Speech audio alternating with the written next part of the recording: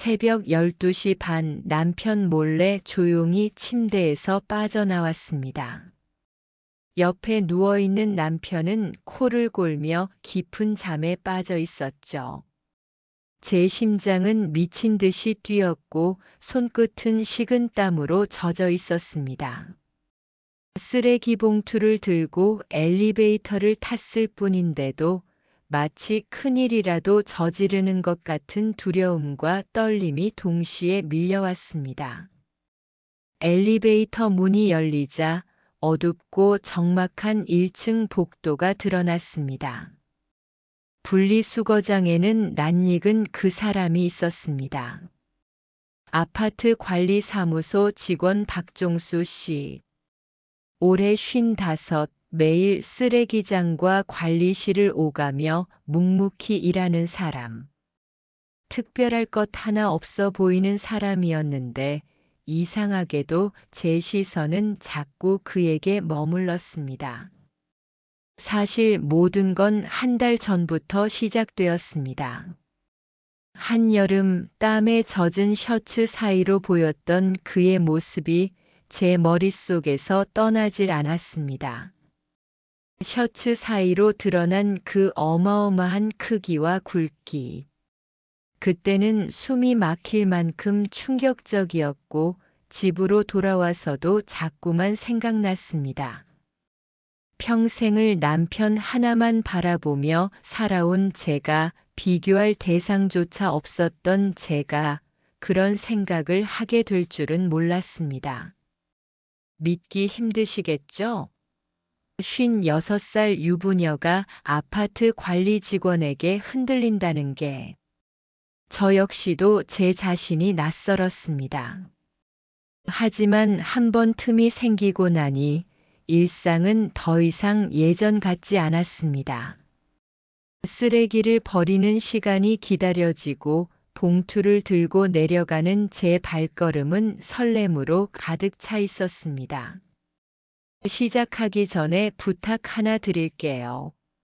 구독과 좋아요 꼭 눌러주세요. 여러분의 응원이 제게 가장 큰 힘이 됩니다. 이제 오늘의 이야기를 시작하겠습니다. 결혼 25년 차 56살 제 일상은 늘 같았습니다. 아침이면 눈을 뜨자마자 부엌으로 향했습니다. 남편이 출근하기 전 커피를 내리고 토스트를 굽고 때로는 달걀 프라이를 하나 얹어주곤 했습니다. 남편은 신문을 넘기면서 커피를 한 모금 마시곤 늘 같은 말만 했습니다. 오늘도 바쁘네. 짧은 한마디. 저를 보는 눈길조차 없이 늘 바쁘다는 말. 저는 습관처럼 고개를 끄덕이며 대답했습니다. 수고하세요. 그리고 현관문이 닫히는 소리와 함께 집은 다시 고요해졌습니다. 낮 동안 집안은 정적뿐이었습니다. 시계 초침 소리, 냉장고 돌아가는 소음, 간혹 윗집에서 들려오는 발소리. 가끔은 제 존재가 사라진 것 같은 기분마저 들었습니다. 집 안가득 차 있는 건 고요함이 아니라 공허함이었죠. 남편과 저 사이엔 대화가 사라진 지 오래였습니다. 예전엔 사소한 얘기라도 나누곤 했습니다. 아이들이 어렸을 땐 육아 문제로, 그보다 더 전엔 미래 계획으로 이야기가 끊이지 않았습니다. 하지만 아이들이 다 커서 집을 떠난 지금 우리 사이엔 어떤 말도 오가지 않았습니다. 더 아픈 건 부부로서의 친밀감이 완전히 끊어졌다는 사실이었습니다. 마지막으로 남편과 제대로 된 관계를 가진 게 언제였을까요? 2년? 아니, 어쩌면 그보다 더 오래됐을지도 모릅니다. 처음엔 제가 먼저 다가가 보려 했습니다. 손을 잡아본다거나 TV 앞에 앉아 있는 그에게 등을 기대본다거나 하지만 돌아오는 건 늘 똑같았습니다. 피곤해. 짧고 무심한 대답. 그 한마디가 제 마음을 차갑게 식혔습니다. 밤마다 혼자 누워 있으면 눈물이 차올랐습니다. 옆에 사람이 있는데도 마치 혼자인 듯 느껴졌습니다. 저는 여전히 여자인데 여전히 누군가에게 설레고 싶고 품에 안기고 싶었는데 그 마음을 어디에도 말할 수가 없었습니다. 친구들에게 털어놓기엔 부끄러웠습니다. 너 그 나이에 뭘 바라니? 분명 돌아올 대답이 뻔했으니까요. 그러던 어느 날 밤 늦게 분리수거를 하러 내려갔습니다. 남편은 이미 코를 골며 자고 있었고 저는 조용히 쓰레기 봉투를 들고 엘리베이터에 올랐습니다. 엘리베이터 문이 열리자 축축한 바람이 불어왔습니다. 1층 분리수거장 특유의 냄새, 눅눅한 박스와 음식물 쓰레기 냄새가 섞여 있었습니다. 그런데 그곳에 그가 있었습니다. 아파트 관리사무소 직원 박종수 씨. 55살. 매일 분리수거장에서 묵묵히 일하는 그 사람. 늘 대충 보고 지나치던 그였는데 그날은 달랐습니다. 땀에 젖은 그의 셔츠가 달라붙어 있었고 그 틈으로 드러난 건 셔츠 사이로 어마어마하게 드러난 크기와 굵기였습니다.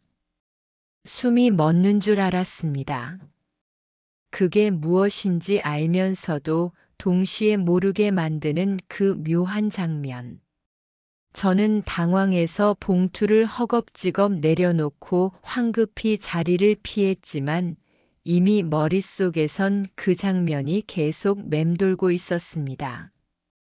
굵은 팔, 넓은 어깨, 단단한 몸. 그동안 제 삶에서 한 번도 본 적 없는 모습이었죠. 평생 남편 하나만 바라보며 살아온 제게 비교할 대상은 없었습니다. 하지만 그날 이후 달라졌습니다. 밤에 눈을 감으면 자꾸만 그 사람의 모습이 떠올랐습니다. 남편과는 달리 땀에 젖어 있는 그의 모습은 낯설면서도 강렬했습니다. 그날 이후 제 일상은 조금씩 흔들리기 시작했습니다.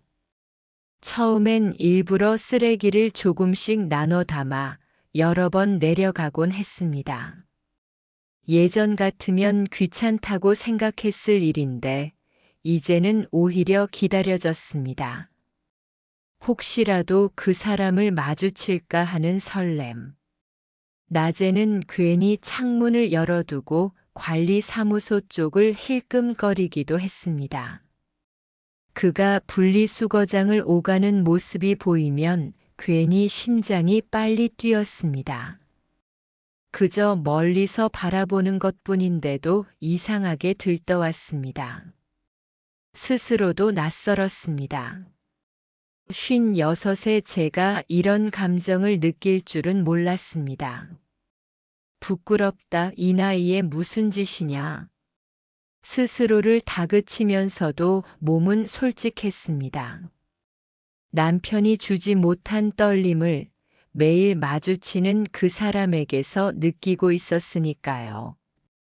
그날 이후 분리수거장은 제게 단순히 쓰레기를 버리는 장소가 아니었습니다.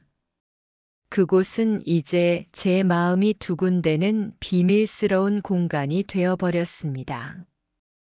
그날 밤은 유난히 눅눅했다.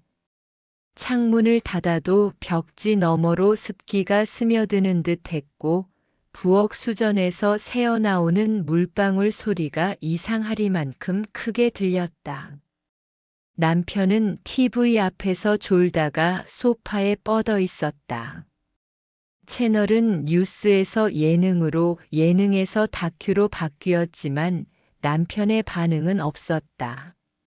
내 시선은 화면보다 벽시계에 더 오래 머물렀다. 초침이 조금만 더 가면 그 시간이었다. 쓰레기 봉투를 들고 나갈 수 있는 아무도 신경 쓰지 않는 평범하고도 허락된 시간. 나는 봉투를 묶었다. 이번엔 일부러 가벼운 봉투 2개로 나눴다. 플라스틱과 비닐을 따로, 종이를 따로. 예전 같으면 대충 한 번에 내려갔을 것이다. 오늘은 아니었다. 현관 불을 켜지 않고 휴대전화 라이트만 켜서 신발을 찾았다. 남편이 잠결에 눈을 뜨면 괜히 묻고 따질까봐 아예 발소리부터 줄이기로 했다. 엘리베이터 안은 차가웠다. 거울에 비친 얼굴이 낯설 만큼 긴장돼 보였다. 나는 고개를 한번 끄덕였다. 무슨 큰일을 벌이는 게 아니라고, 그냥 쓰레기 버리러 가는 길이라고. 스스로 다독이며 1층 버튼을 눌렀다. 문이 열리자 특유의 지하 냄새가 먼저 코를 찔렀다. 젖은 골판지와 비닐 사이에 갇힌 습기, 공용 현관의 미지근한 바람. 그리고 분리수거장 쪽에서 들려오는 규칙적인 소리.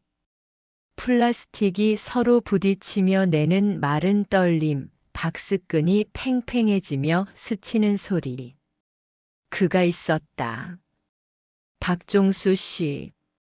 오늘은 모자를 쓰지 않았다. 짧게 깎은 머리 위로 땀이 얇게 맺혀 있었다. 그는 큰 투명 비닐을 묶어 널찍한 철제 카트에 올려두고 있었다. 순간 내 발걸음이 잠깐 멈췄다. 그가 고개를 들었다. 우리 사이는 고작 2-3걸음. 나는 본능적으로 봉투를 더 꽉 끌어안았다. 늦게 내려오셨네요. 낮게 가라앉은 목소리였다. 놀란 건 아닌데 심장이 괜히 2번 더 빨리 뛴다. 내 집 안이 좀 시끄러워서요. 말을 하고 나서야 깨달았다. 집은 조용했다. 시끄럽다고 말한 건 아마 내 마음이었을 것이다. 그가 고개를 살짝 끄덕였다. 더 묻지 않는 태도에 묘하게 안도했다. 나는 조심스럽게 플라스틱 봉투를 내려놓았다. 그가 말없이 다가와 입구를 가리켰다. 분리수거함은 새로 교체한 듯 깨끗했다. 투명 비닐만 페트 전용 라벨 제거 붙은 스티커가 눈에 들어왔다. 그가 말했다. 라벨은 떼셨죠? 오늘부터 점검 나옵니다. 아, 네. 떼었어요. 아까 거실에서. 잘하셨습니다. 칭찬인지 그냥 확인인지 모호한 어조였다. 그런데 그 잘했다는 말이 묘하게 오래 남았다. 별것 아닌 일에 누군가 잘했다고 말해주는 일이 얼마만이던가. 나는 2번째 봉투를 꺼냈다. 종이와 박스를 접어넣은 봉투는 겉에서 보기엔 멀쩡했지만 입구 묶음이 느슨했다. 바닥 모서리에 살짝 찢긴 자국도 있었다. 내려놓는 순간 그 작은 상처가 운명이었다는 걸 직감하기라도 한 듯 봉투가 툭 하고 터졌다. 접어넣은 전단지들이 바닥에 흩어졌다. 잡지 표지, 우편 광고, 택배 영수증이 허공에서 느리게 떠다녔다. 아, 죄송해요. 나는 허리를 굽혔다. 동시에 그도 몸을 숙였다. 손과 손이 거의 맞닿을 정도로 가까워졌다. 종이 한 장을 잡으려던 내 손가락과 그가 먼저 집어든 전단지가 순간 같은 지점에서 흔들렸다. 아주 잠깐이었다. 하지만 스치는 공기의 온기까지 느껴질 만큼 선명한 순간, 제가 할게요. 그가 먼저 말했다. 나는 고개를 저었다. 아니에요, 제가. 밤엔 바람이 돌아요. 종이 먼지 올라오면 마스크도 불편하고. 그 말이 끝나기도 전에 그는 한 손으로 봉투 입구를 더 단단히 묶고 다른 손으로 바닥의 종이들을 빠르게 모았다. 손놀림이 익숙했다. 일의 리듬이 몸에 배어 있는 사람의 움직임이었다. 그 리듬 사이에 셔츠가 살짝 들렸다. 그리고 다시 보였다. 셔츠 사이로 드러난 그 어마어마한 크기와 굵기. 숨을 삼켰다. 이번에도 정확히 어디를 무엇을 보고 있는지 알 것 같으면서도 단정하고 싶지 않았다. 아니, 단정할 수 없었다. 어두운 조명, 움직이는 그림자, 젖은 천 사이로 잠깐 비치는 윤곽. 내 머릿속은 그 짧은 틈으로 상상을 부풀렸다가 다시 억눌렀다. 두근거림이 더 커졌다. 그가 종이들을 모아 봉투에 넣어주었다. 묶인 입구를 한 번 더 잡아당기며 말했다. 이제 괜찮을 겁니다. 고맙습니다. 별일 아닌데 입꼬리가 저절로 올라갔다. 내가 들고 온 건 그저 쓰레기 봉투였는데 돌아가는 마음은 쓰레기가 아니었다. 나는 그에게 인사를 건넸다.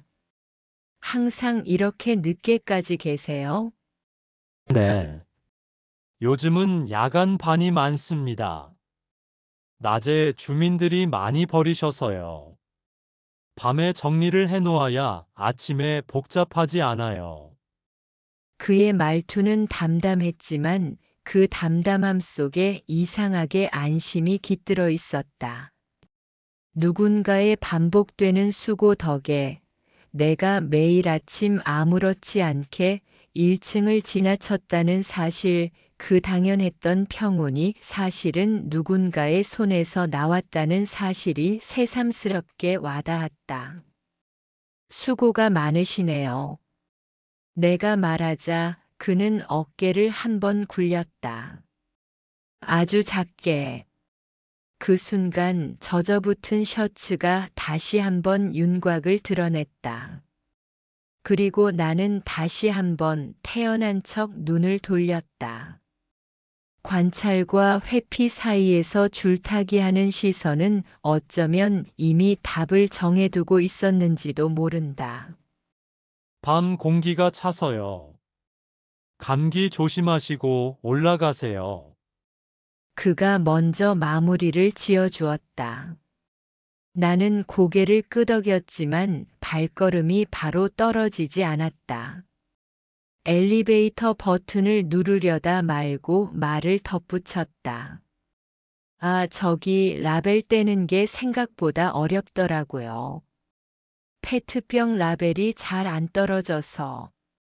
그는 카트 옆 작은 서랍에서 뭔가를 꺼냈다. 얇고 둥근 칼날이 달린 작은 도구였다. 이걸로 살짝 긁으면 잘 떨어집니다. 손 다치지 않게 조심하시고요.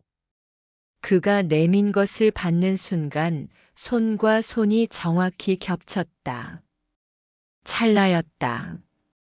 그런데 그 짧은 순간의 체온이 새삼스럽게 가슴을 울렸다. 도구의 금속이 아닌 사람의 온기가 손바닥에 박혔다. 나는 고맙다는 말 대신 아주 짧게 숨을 들이켰다. 그가 미세하게 웃었다. 웃음인지 예의인지 판단할 수 없는 정도의 움직임. 엘리베이터 문 앞에 서서 나는 뒤를 한 번 돌아봤다. 그는 다시 카트로 돌아가 묵묵히 봉투들을 분류했다. 어두운 천장등 아래 반복되는 손동작은 마치 오래된 노래처럼 일정했다. 사람에겐 각자의 리듬이 있다. 남편의 리모컨 소리, 시계 초침의 규칙, 그리고 이 밤의 분리수거장에 울리는 비닐의 마찰음. 그 리듬이 내가 잊고 살았던 박동을 깨우는 듯 했다.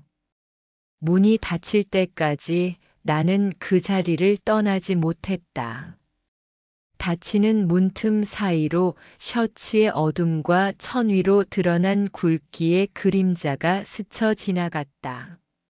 설명할 수 없는 감정이 목울대에 걸렸다. 엘리베이터 안에서야 나는 천천히 숨을 토했다. 손에 쥔 작은 도구의 감촉이 아직 뜨거웠다. 집으로 올라오니 남편은 여전히 소파에 누워 있었다. 화면 속 사람들은 웃고 떠드는데 우리 집은 아무렇지 않게 고요했다. 나는 싱크대 앞에 서서 방금 받은 라벨 제거 도구를 조심스레 서랍에 넣었다. 마치 들키면 안 될 비밀을 숨기듯 다른 고무줄들과 잡다한 클립 사이에 살짝 묻어두었다. 서랍을 닫는 소리가 괜히 크게 들려서 다시 한번 조심스레 밀어 넣었다. 욕실에서 손을 씻고 거울을 봤다. 낮에 본 내 얼굴과는 조금 달랐다. 눈빛이 또렷했다. 볼이 약간 달아올라 있었다. 물을 한 번 더 켜서 손목을 식혔다.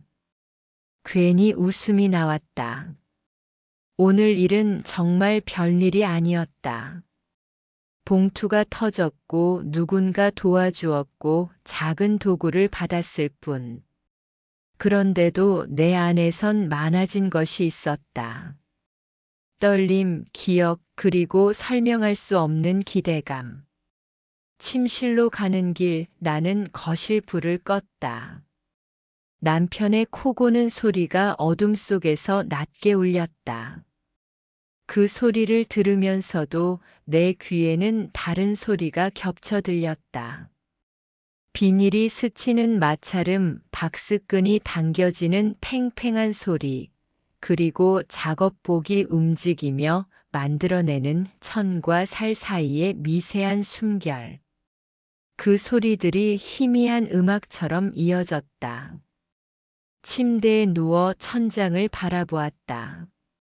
오늘 밤의 장면들이 느린 영상처럼 다시 재생됐다. 바닥에 흩어진 종이들, 동시에 몸을 숙이던 순간 셔츠 틈새에서 보였던 윤곽. 그 어마어마한 크기와 굵기. 나는 그 말에 다시 한번 일부러 의미를 덧칠했다가 지워보았다. 아마도 내일쯤이면 나는 다른 말로 바꿔 말할 것이다. 굵은 팔, 넓은 어깨, 젖은 천. 그러나 오늘 밤만은 이 애매함이 주는 떨림을 온전히 느끼고 싶었다. 휴대전화가 살짝 진동했다. 주민공지였다. 내일 오전 분리수거장 일부 시설 보수 작업. 이용 시 주의 바랍니다. 내일 오전이라면 나는 화면을 한참 동안 바라보다가 아주 천천히 휴대전화를 내려놓았다. 내일 오전이면 나는 분리수거장을 일부러 피해갈 수도 아니면 우연한 척 한 번 더 내려갈 수도 있을 터였다. 눈을 감자 손바닥에 아직 남은 체온이 떠올랐다. 작은 금속 도구를 건네받을 때 스쳤던 온기. 그것은 누군가의 수고에서 나온 열이었고 반복과 노동에서 나온 온기였다. 오래전 아이들이 어릴 때 밤새 열을 재고 약을 먹이던 내 손도 그런 온기였던가. 사라졌다고 믿었던 감각이 낯선 장소에서 뜻밖의 형태로 돌아온 듯 했다. 한밤의 집은 여전히 고요했다. 그러나 내 안의 초침은 달라졌다. 같은 속도로 흐르는데 더 크게, 더 또렷하게 다음 칸을 향해 밀고 나아가는 느낌. 나는 그 느낌을 붙들고 천천히 숨을 고르며 눈을 떴다. 커튼 틈으로 새벽 공기가 스며들었다. 나는 부엌으로 가서 물을 한 잔 마셨다. 유리컵에 맺힌 차가운 물방울이 손가락을 타고 흘렀다. 그 차가움조차 오늘은 이상하게 덜 차갑게 느껴졌다. 서랍을 열어 라벨 도구를 다시 한번 꺼내 보았다. 아주 가벼운 금속과 작은 손잡이. 손에 쥐면 거의 무게가 느껴지지 않는 물건. 나는 그 얇은 칼끝을 가만히 바라보다가 살짝 미소 지었다. 이 작고 평범한 도구 하나가 내 일상에 구체적인 변화를 가져올지도 모른다는 생각이 들었다. 상상력은 언제나 작은 틈에서 시작되는 법이니까. 서랍을 닫으며 나는 속삭였다. 내일은 라벨을 더 잘 떼야겠네. 다시 침실로 돌아와 불을 껐다. 어둠은 금방 익숙해졌다. 남편의 숨소리는 여전했고 천장의 그림자는 길게 늘어졌다. 나는 그 아래서 오늘의 장면을 한 번 더 떠올렸다. 바닥에 흩어진 종이, 동시에 숙이던 두 사람, 셔츠의 틈새, 어마어마한 크기와 굵기, 그리고 아무렇지 않게 수고가 많다고 말해주는 목소리. 그건 어쩌면 아주 오랜만에 누군가에게서 느낀 존중의 온기였다. 내가 하루를 버티는 방식이 누군가의 수고 위에 있다는 걸 인정하는 순간, 그 사람의 존재가 단순한 직원에서 사람으로 바뀌었다. 그리고 사람 사이의 온기는 생각보다 쉽게 잊히지 않는다. 밤은 길었지만 잠은 쉽게 오지 않았다. 그러나 이상하게도 피곤하지 않았다. 몸 어딘가에서 오래 멈춰 있던 시계바늘이 다시 움직이기 시작한 듯 했다. 나는 눈을 감고 내일을 떠올렸다. 내일의 분리수거장은 오늘과 똑같을 것이다. 비닐과 종이, 페트와 라벨, 카트와 작업복. 모든 게 같지만 아주 작은 것이 다를 것이다. 내가 라벨을 떼는 손놀림, 봉투를 묶는 방식, 그리고 엘리베이터 앞에서 뒤를 한 번 더 돌아보는 습관. 작은 차이들이 모이면 언젠가 큰 균열이 되기도 한다. 두렵기도 하고 기대되기도 했다. 초침이 한 칸 더 움직였다. 나는 숨을 크게 들이마셨다가 아주 길게 내쉬었다. 내일의 공기를 미리 마시는 기분으로. 그리고 마음속 어딘가에 조용히 표시를 해두었다. 이 밤 작은 사건, 작은 온기, 작은 도구. 그 모든 것들이 모여 삶은 다시 아주 천천히 다른 방향으로 기울고 있었다. 아침 햇살은 거실 커튼 사이로 희미하게 들어왔다. 나는 늘 그렇듯 싱크대 앞에 서서 설거지를 하고 있었다.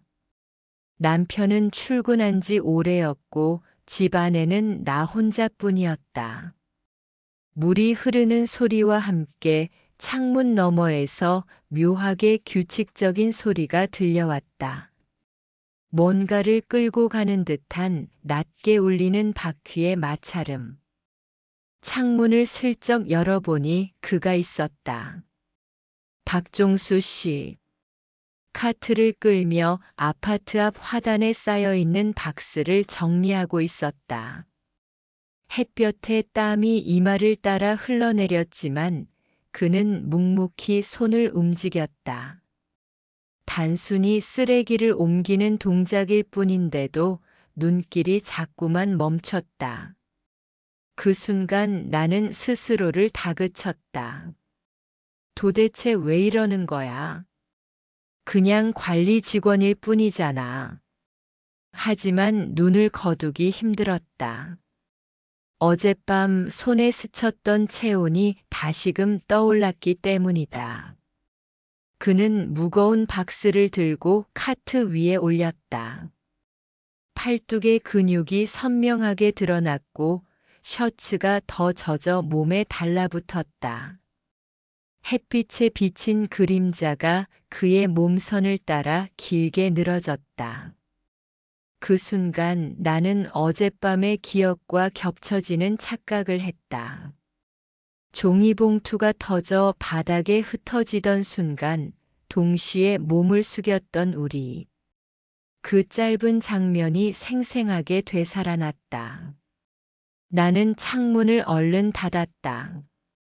심장이 너무 크게 뛰었다. 혹시라도 그가 올려다본다면 내 표정이 다 드러날까봐. 하지만 커튼을 내리고도 내 귀는 여전히 그의 움직임을 따라가고 있었다. 바퀴 소리가 멀어졌다가 다시 가까워졌다. 플라스틱 부딪히는 소리가 났다가 금속 카트가 덜컹이는 소리로 이어졌다. 그 소리 하나하나가 내 안의 공허를 두드렸다. 나는 거실 의자에 털썩 앉았다. 문득 남편이 떠올랐다. 늘 같은 양복, 늘 같은 표정, 늘 같은 말투. 오늘도 바쁘네. 그 말이 떠오르는 순간 목울대가 답답하게 막혔다. 남편의 뒷모습은 이젠 더 이상 내게 아무런 울림도 주지 않았다. 그런데 분리수거장의 한 남자가 내 일상을 이렇게 흔들어 놓고 있었다. 스스로도 어이가 없었다. 나는 이제 어떤 사람이지? 아내인가? 아니면 여전히 누군가에게 설렐 수 있는 여자일까? 답은 나오지 않았다. 다만 확실한 건 내 안에 멈춰 있던 시계가 다시 움직이고 있다는 사실이었다. 그날 오후 현관벨이 울렸다. 깜짝 놀라며 인터폰을 확인하니 그가 서 있었다. 관리사무소입니다. 수도 계량기 점검 나왔습니다. 평범한 업무차 방문이었지만 나는 순간적으로 숨이 막혔다. 문을 열자 땀에 젖은 그가 서 있었다. 모자를 눌러 쓴 채 작은 기록지를 손에 들고 있었다. 잠깐만 들어가겠습니다. 그가 신발을 벗고 현관에 들어서는 순간 나는 손에 힘이 빠져 그릇을 떨어뜨릴 뻔했다. 평생 같은 집을 지켜왔던 내가 집 안에서 낯선 떨림을 느낀 건 처음이었다. 그는 아무렇지 않게 수도 계량기를 확인하고 기록지를 적었다. 단순한 절차였지만 내 심장은 온통 어제 밤의 연장선에 있었던 것처럼 뛰고 있었다. 이상 없습니다.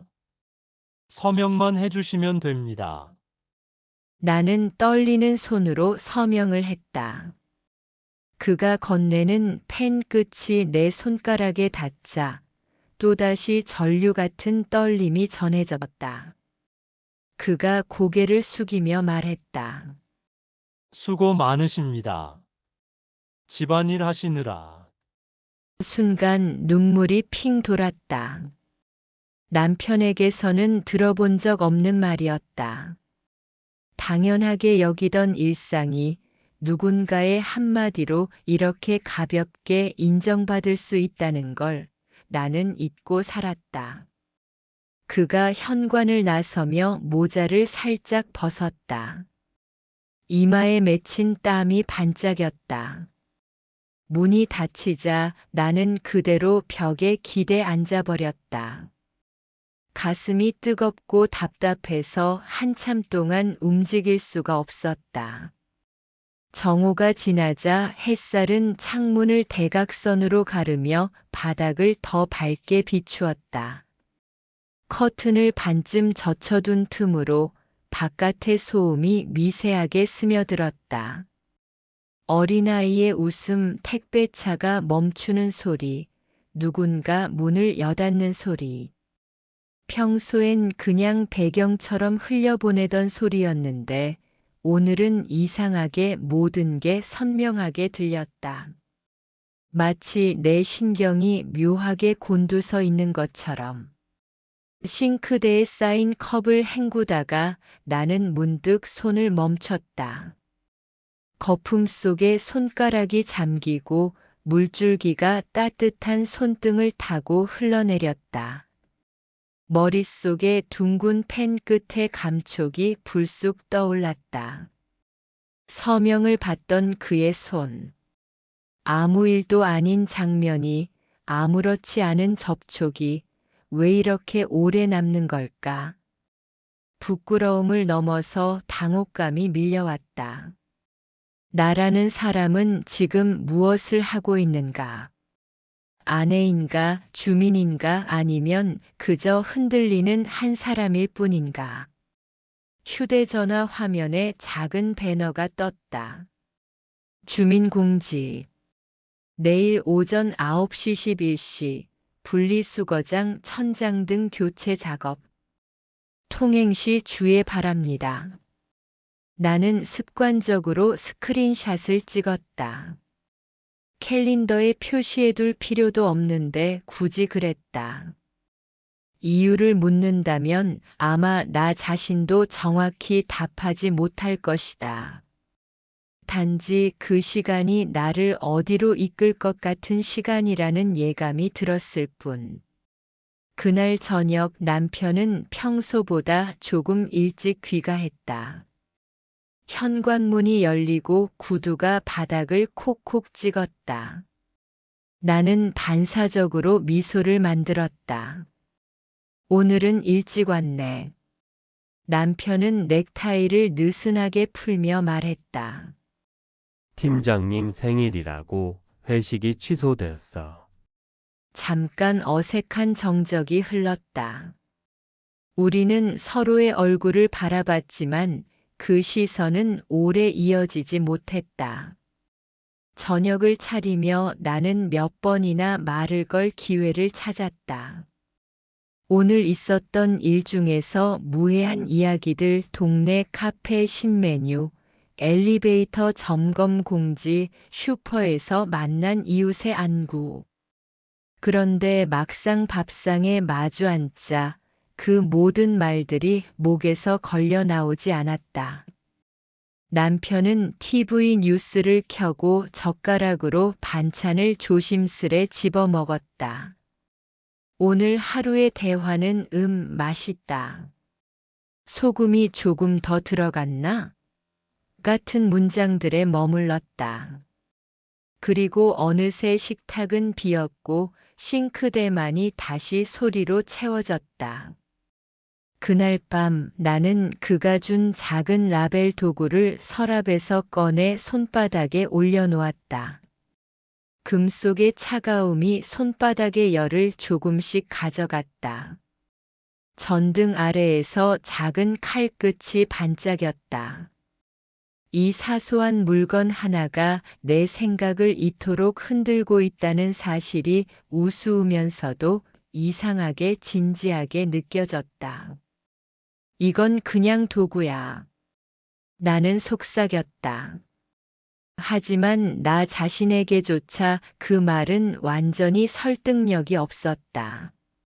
어떤 물건은 누가 건네줬는가가 중요한 법이니까. 침대에 누워 천장을 바라보며 눈을 감았다. 엊그제, 어제, 오늘. 시간의 결이 겹치고 겹쳐 하나의 긴 선이 되었다. 그리고 그 선의 한가운데 분리수거장이라는 평범한 공간이 있었다. 웃기는 일이다. 사람들은 거기에서 오래 머물고 싶어 하지 않는다. 빨리 버리고 빨리 떠나는 곳. 그런데 나는 그곳을 떠올리는 것만으로도 심장이 뛰었다. 이유는 뻔하다. 그가 있는 곳이니까. 다음 날 알람을 8시 반에 맞춰두었다.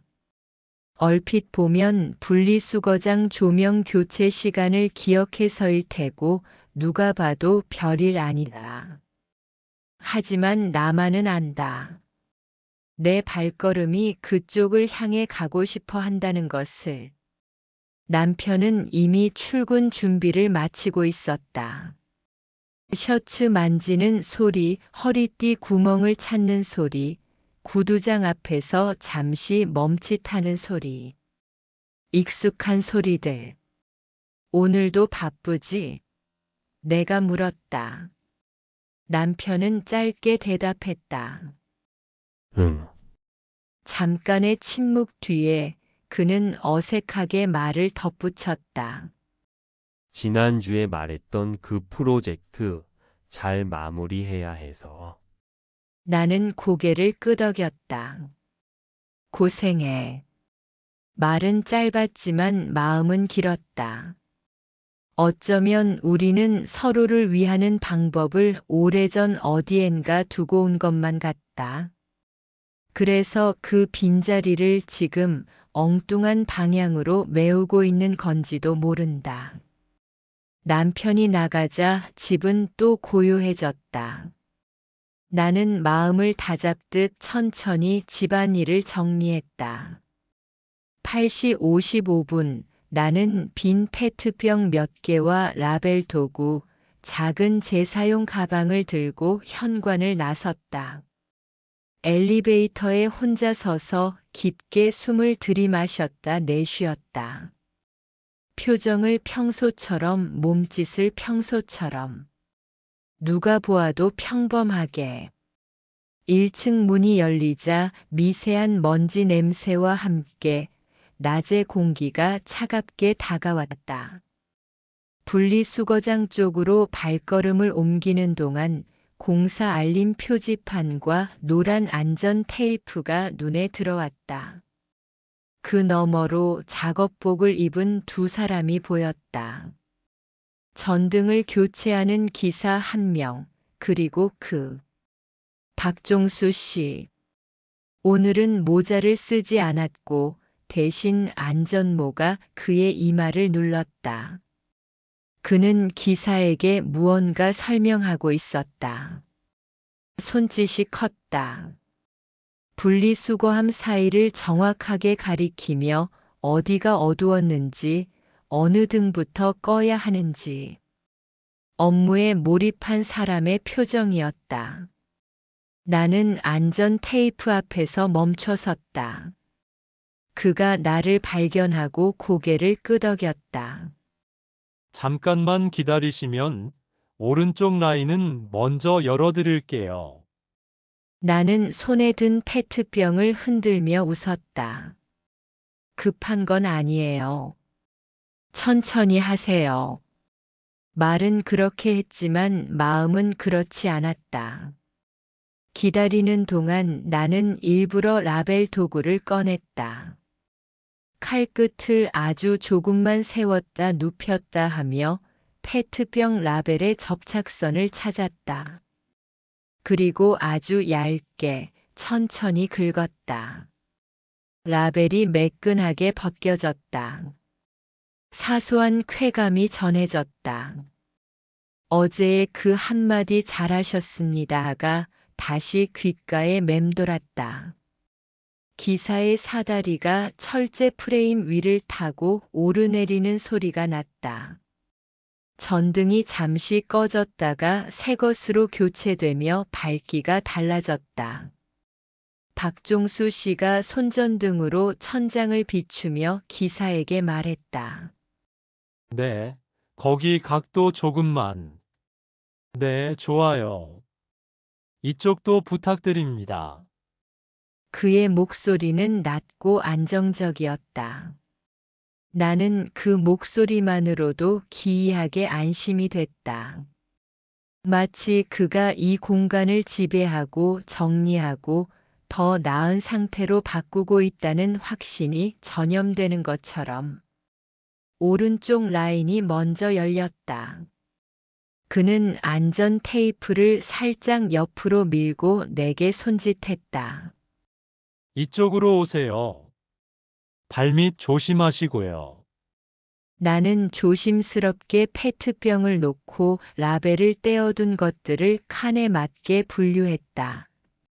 움직임 하나하나가 과장되지 않도록 했지만 내 손은 평소보다 훨씬 부드럽게, 정확하게 움직였다. 그리고 마지막 병을 내려놓는 순간 우리는 동시에 몸을 약간 숙였다. 어제의 그 장면이 번개처럼 스쳤다. 나는 얼른 시선을 돌렸다. 그도 모른 척했다. 침묵의 예의 혹은 침묵의 공모. 라벨을 정말 잘 떼셨네요. 그가 먼저 말을 건넸다. 나는 가볍게 웃었다. 도구가 좋아요. 도구도 도구지만 손이 야무지신가 봅니다. 칭찬이라고 하기엔 너무 건조했고 업무적인 말이라고 하기엔 너무 따뜻했다. 나는 답 대신 빈 가방의 끈을 한 번 더 쥐었다 놓았다. 손바닥에 남는 촉감이 묘하게 실감났다. 그때였다. 뒤쪽에서 구두 굽소리가 바닥을 빠르게 찍으며 다가왔다. 고개를 돌리자 같은 동에 사는 최 여사가 서 있었다. 두 손엔 비닐봉투가 대롱대롱 매달려 있었고 표정은 분주했다. 아이고, 지금 교체 중이에요? 오늘은 왜 이렇게 어두워? 그는 안전 테이프를 힐끗 보고는 내 쪽을 지나치며 종이함 쪽으로 서둘러 갔다. 나는 반사적으로 한 걸음 물러섰다. 최 여사의 눈길이 스치듯 나를 훑었다. 아이고, 일찍도 나오셨네. 새벽에도 자주 보이시던데. 나는 애써 웃음을 만들었다. 잠이 조금 없어서요. 최 여사는 고개를 끄덕이며 투덜댔다. 늙으면 다 그렇지 뭐. 잠이 도망을 가? 종수 씨, 이거는 어디예요? 그가 친절하게 안내했다. 라벨은 분리하시고요. 이쪽 칸에 넣으시면 됩니다. 최 여사가 돌아서는 순간 그의 시선과 내 시선이 잠깐 엇갈렸다. 말하지 않아도 아는 공기. 우리는 동시에 아주 미세하게 눈을 내리깔았다 다시 올렸다. 그 짧은 박자가 어쩌면 너무 많은 걸 말해버렸는지도 모른다. 최 여사가 떠난 뒤 한동안 말이 없었다. 공사 소리만 규칙적으로 공간을 채웠다. 나는 빈 가방을 접어들며 낮게 인사했다. 수고하세요. 돌아서려는 순간 그의 목소리가 아주 조용하게 뒤를 따라왔다. 혹시 칼날 조심하세요. 어제 드린 도구 생각보다 잘 들어가요. 나는 멈춰 섰다. 뒤돌아보지 않고 대답했다. 네. 조심할게요. 그리고 한 박자 늦게 덧붙였다. 고맙습니다. 엘리베이터로 향하는 동안 나는 내 표정을 가다듬었다. 아무 일도 없었다. 그저 라벨을 떼고 분류를 하고 인사를 나눴을 뿐이다.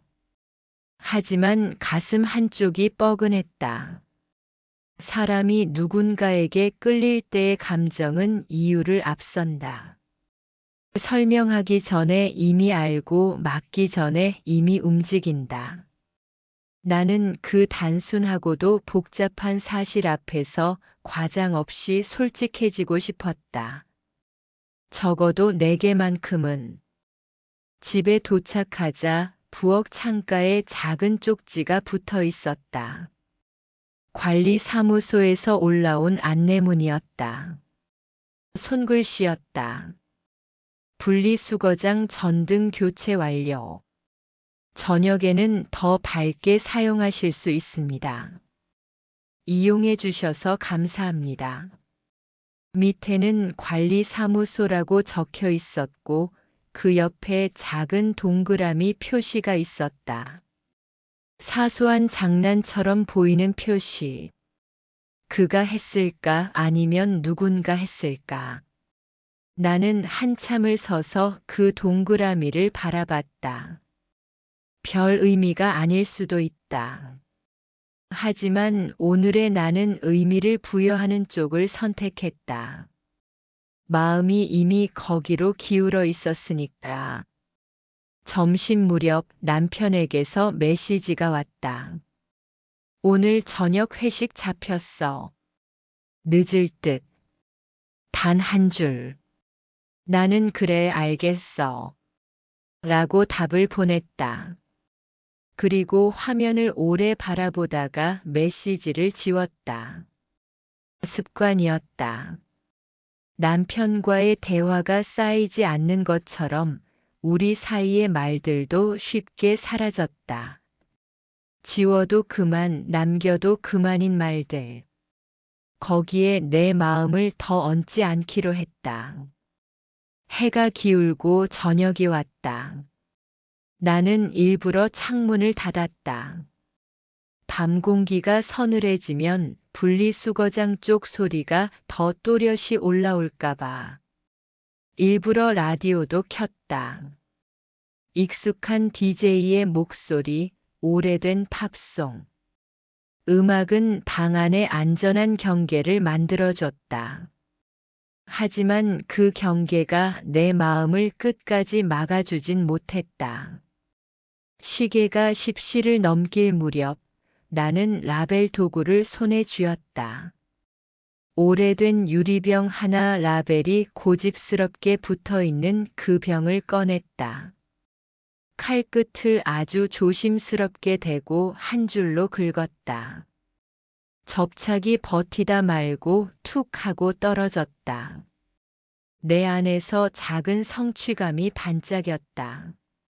나는 그 성취감이 진짜 라벨 때문인지 아니면 다른 이유에서 온 건지 구별하지 않기로 했다. 11시. 핸드폰 화면에 손가락이 맴돌았다. 메시지 앱을 열었다 닫았다. 관리사무소 대표 번호가 떠올랐다 사라졌다. 지금은 안 돼. 나는 소리 내지 않고 중얼거렸다. 머리로는 충분히 안다고 생각했다. 선을 넘지 않는 법, 선을 넘고 싶어지는 순간을 견디는 법. 그런데 문득 이런 생각이 들었다. 선을 넘지 않기 위해 선 가장자리에 서 있는 건 아닐까? 내가 요즘 하는 모든 선택들이 그 경계 위에 발끝을 올려놓는 일처럼 느껴졌다. 그때 현관벨이 울렸다. 조용한 밤의 공기가 얇게 흔들렸다. 나는 순간 얼어붙었다. 누구지? 남편은 회식 중일 텐데. 택배? 이 시간에? 인터폰을 눌렀다. 화면에는 아무도 없었다. 한참을 바라보는데 화면의 아래쪽에 작은 문자가 떴다. 관리사무소입니다. 분리수거장 안내문 누락 세대 재배포 중입니다. 나는 아무 말도 하지 못했다. 그저 손이 먼저 움직여 문을 열었다. 복도에는 아무도 없었다. 대신 현관앞 매트 위에 작은 봉투가 놓여 있었다.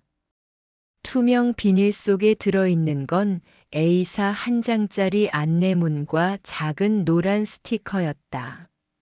야간 이용 시 소음주의 이웃 간 배려. 스티커 윗부분에 손글씨가 있었다. 라벨 도구는 칼끝이 예리합니다.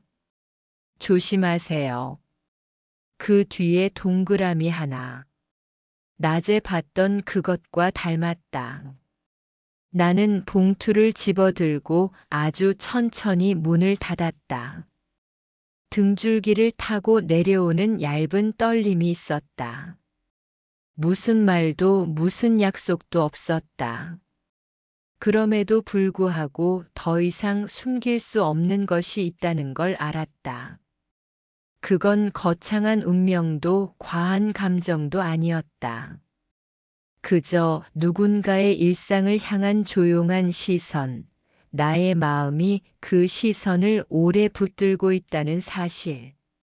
사람과 사람 사이의 거리는 때로 말보다 작은 표시 하나, 쪽지 하나, 손끝에 체온 하나로 가늠된다. 나는 스티커를 라벨 도구가 든 서랍 안쪽에 붙였다. 서랍을 닫고 불을 껐다. 방 안이 어둠으로 천천히 채워졌다. 심장은 여전히 조금 빨리 뛰었다. 그러나 이번에는 두려움만은 아니었다. 이름을 붙이자면 기대, 혹은 예감. 아니, 그 모든 것의 앞에서 나는 솔직해지기로 했다. 끌림이라고. 창밖에서 바람이 지나갔다. 아주 얇은 소리. 나는 그 소리 위에 작은 생각을 살짝 올려놓았다.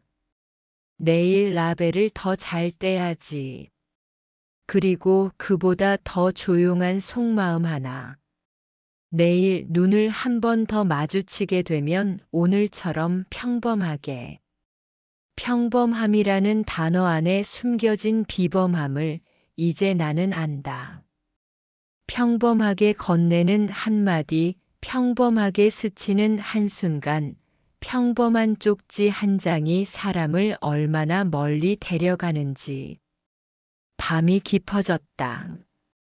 그러나 내 안의 시계는 멈추지 않았다. 초침이 한 칸, 또 한 칸. 더 이상 숨길 수 없는 끌림은 소리를 내지 않고도 충분히 커질 수 있다는 걸 증명하듯 아주 조용히 그러나 확실하게 움직이고 있었다. 다음 날 오후 장을 보고 돌아오는 길이었다. 무거운 장바구니를 두 손에 들고 아파트 입구를 지나는데 멀리서 익숙한 뒷모습이 보였다. 박종수 씨였다. 그는 커다란 집게로 낡은 가구들을 분리수거 구역으로 옮기고 있었다. 주민이 버린 듯한 책장과 의자, 부서진 서랍. 무겁고 지저분한 것들이었는데 그는 묵묵히 몸을 기울이며 차곡차곡 쌓아 올리고 있었다. 나는 발걸음을 늦추었다. 장바구니의 무게는 점점 더 팔을 눌렀지만 이상하게도 발은 쉽게 떨어지지 않았다. 그가 땀에 젖어 셔츠를 걷어 올리고 굵은 팔뚝이 힘줄을 드러낼 때마다 내 심장은 한 박자씩 더 빨리 뛰었다. 아이고 무겁죠? 무심결에 소리가 새어나왔다. 내 목소리에 그가 돌아봤다. 순간 우리의 시선이 맞닿았다. 아, 네. 뭐 일이니까요. 그의 미소는 짧았지만 진심이 담겨 있었다. 나는 장바구니를 들어 보였다. 저도 무겁네요. 그는 내 쪽으로 다가와 장바구니 하나를 가볍게 받아들었다. 제가 들어드리겠습니다. 어디까지 가시나요? 나는 잠시 망설였다. 괜찮습니다라고 말하면 평범하게 끝날 일이었다. 하지만 그 한마디가 잘 나오지 않았다.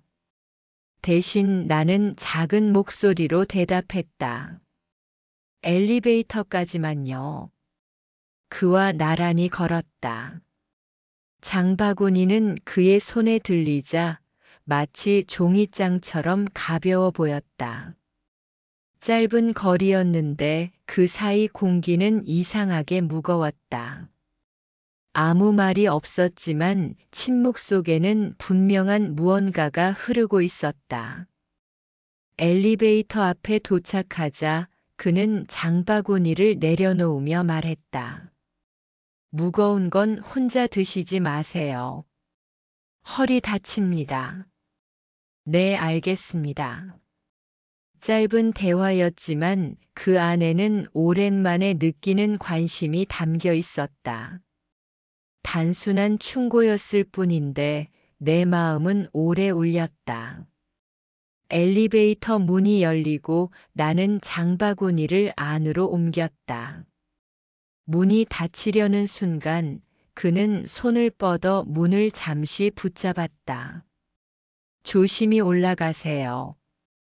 그 말에 나는 미소로 답했다. 문이 닫히고 좁은 공간에 혼자 남자 숨이 가빠졌다. 마치 방금까지의 짧은 순간이 오랜 여운처럼 남았다.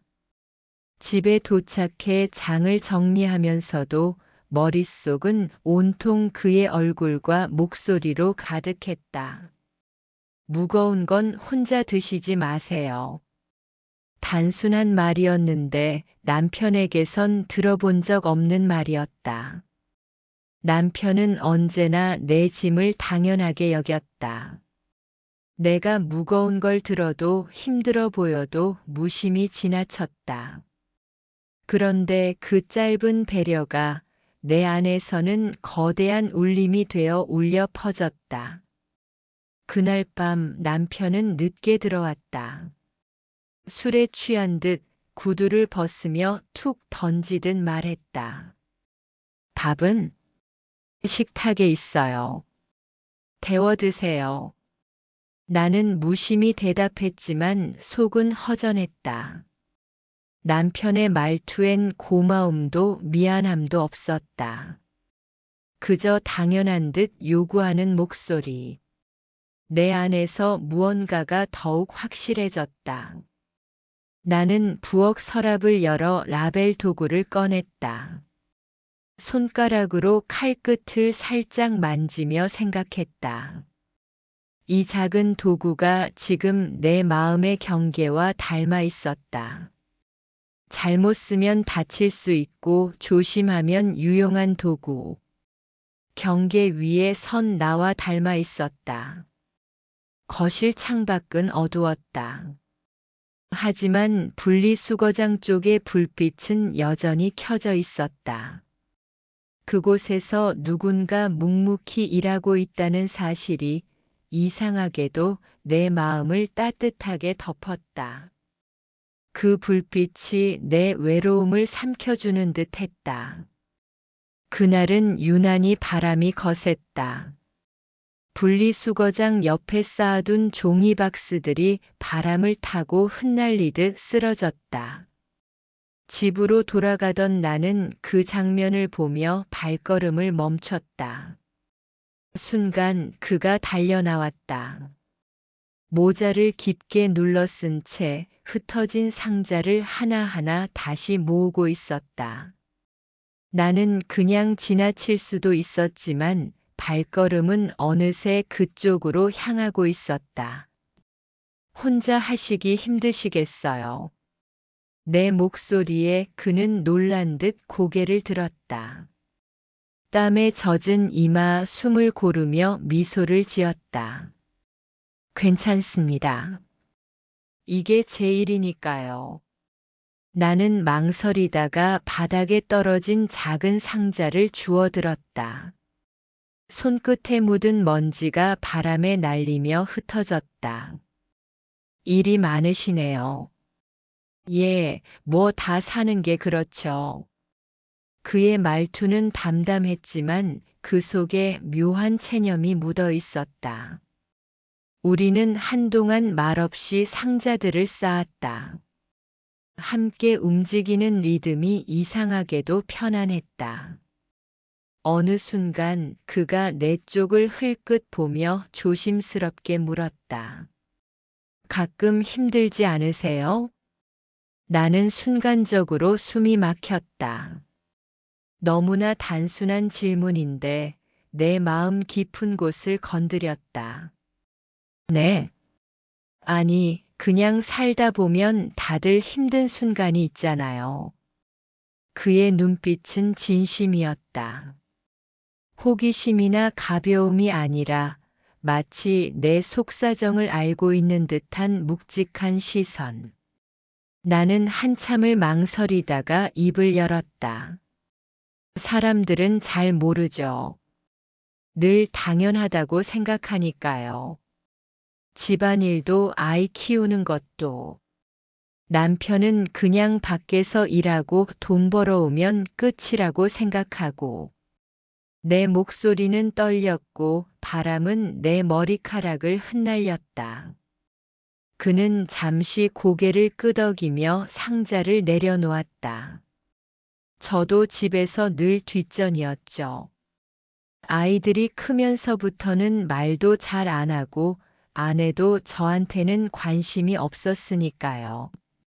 일 끝나고 돌아가면 그냥 구석에 앉아 있는 사람 같았습니다. 그 말은 내 가슴을 세차게 두드렸다. 마치 내 이야기를 대신 말해주는 것 같았다. 우리는 잠시 서로를 바라봤다. 바람 소리와 멀리서 들려오는 아이들 웃음소리 사이로 두 사람만의 작은 고백이 흘렀다. 이런 얘기 여기서 처음 하는 거네요. 내가 조심스럽게 말했다. 그는 웃으며 대답했다. 저도요. 이상하게 주민이 아니라 그냥 사람으로 보이네요. 순간 공기가 달라졌다. 그는 주머니에서 손수건을 꺼내 내 손에 쥐어주었다. 손끝이 스치자 심장이 크게 뛰었다. 먼지 묻으셨네요. 아무렇지 않게 건넨 행동이었지만 그 작은 배려가 내 안에서는 너무나 크게 느껴졌다. 나는 손수건을 꼭 쥔 채 그를 바라봤다. 고맙습니다.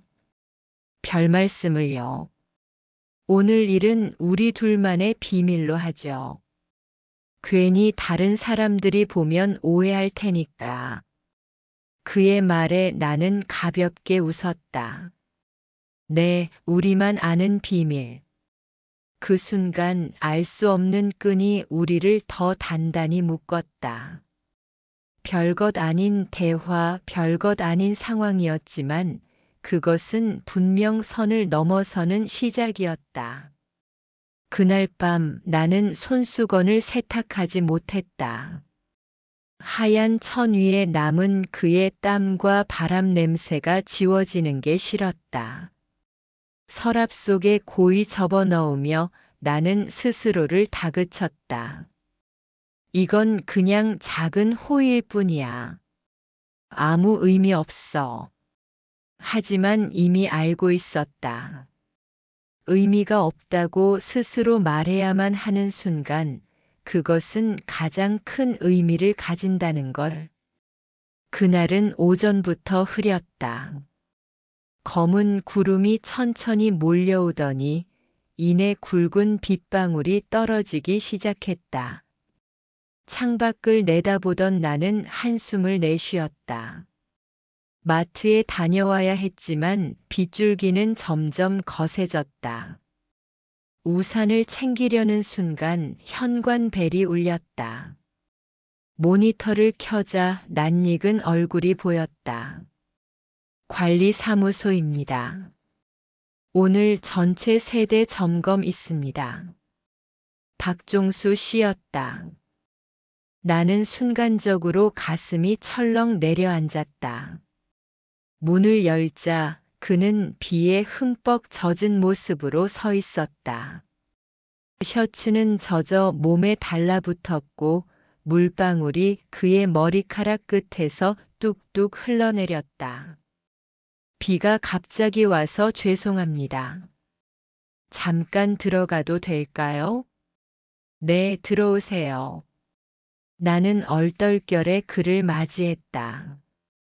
거실에 들어선 그는 신발을 벗고 머쓱하게 웃었다. 비가 이렇게 세게 올 줄은 몰랐습니다. 나는 급히 수건을 건네주었다. 얼른 닦으세요. 감기 걸리겠어요. 그는 고맙다는 말과 함께 머리를 닦기 시작했다. 젖은 셔츠 사이로 드러난 어깨와 팔 그리고 흘러내리는 물방울. 나는 눈을 돌리려 했지만 시선이 자꾸만 그곳에 머물렀다. 아, 불편하시죠? 제가 너무 민폐인가요? 그가 멋쩍게 웃으며 물었다. 아니에요. 오히려 이렇게라도 얘기 나눌 수 있으니까. 내 입에서 나온 말에 나조차 놀랐다. 순간 정적이 흘렀고 그의 눈빛이 깊어졌다. 밖에서는 천둥 소리가 울렸다. 창문을 스치는 빗소리는 마치 배경음악처럼 우리 사이의 긴장을 더 고조시켰다. 혹시 그가 조심스럽게 말을 꺼냈다. 남편분은 요즘도 많이 바쁘시죠? 나는 잠시 멈칫하다가 고개를 끄덕였다. 네. 바빠요. 늘 그렇죠. 그럼 집에 혼자 계실 때가 많으시겠네요. 그의 목소리는 낮고 묵직했다. 단순한 질문이었지만 그 속에 감춰진 무언가가 있었다.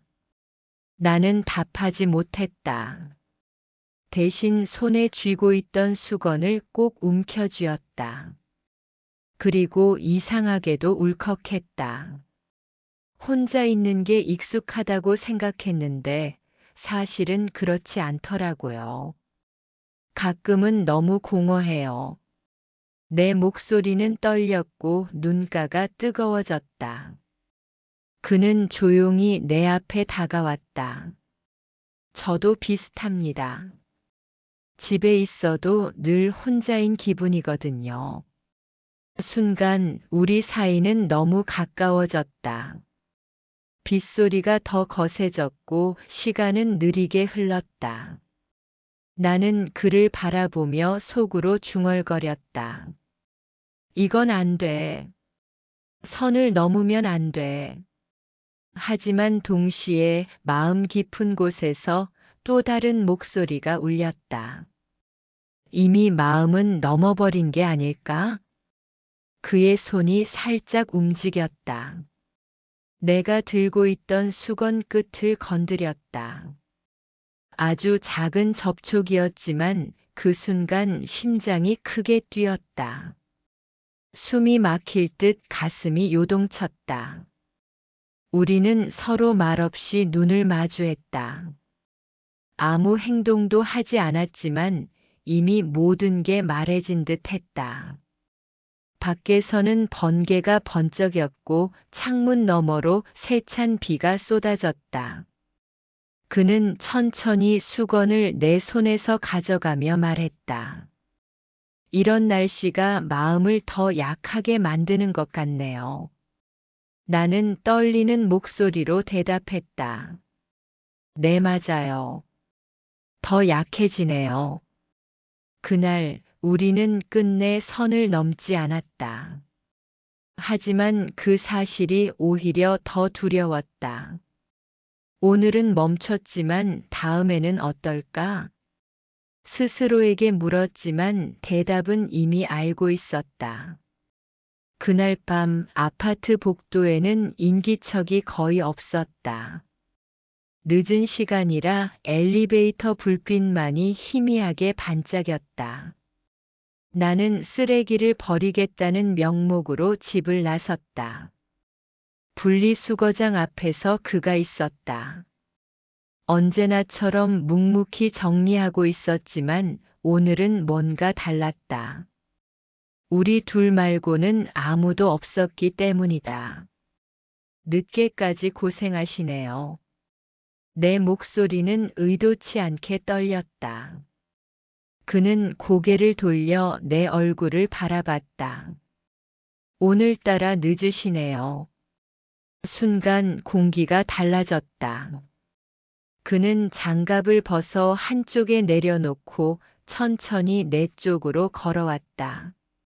발자국 소리가 복도에 울릴 때마다 심장이 쿵쿵 뛰었다. 비밀 지켜주실 거죠? 그의 낮은 목소리에 숨이 막혔다. 나는 고개를 끄덕였다. 그 이상 아무 말도 할 수 없었다. 우리는 너무 가까워졌다. 불빛 아래서 그의 땀에 젖은 이마가 빛났다. 손끝이 내 팔에 스치자 온몸이 전율했다. 한 발짝만 더 가면 되돌릴 수 없는 거리를 넘어버릴 것 같았다. 그 순간 멀리서 엘리베이터 딩 소리가 울렸다. 누군가 올라오고 있었다. 우리는 동시에 몸을 멈췄다. 마치 금지된 문턱 앞에서 붙잡힌 듯 긴장이 폭발했다. 나는 서둘러 뒷걸음질 쳤다. 저 들어가 봐야겠어요. 목소리는 떨렸지만 시선은 끝내 그를 놓지 못했다. 그는 한참을 가만히 서 있었다.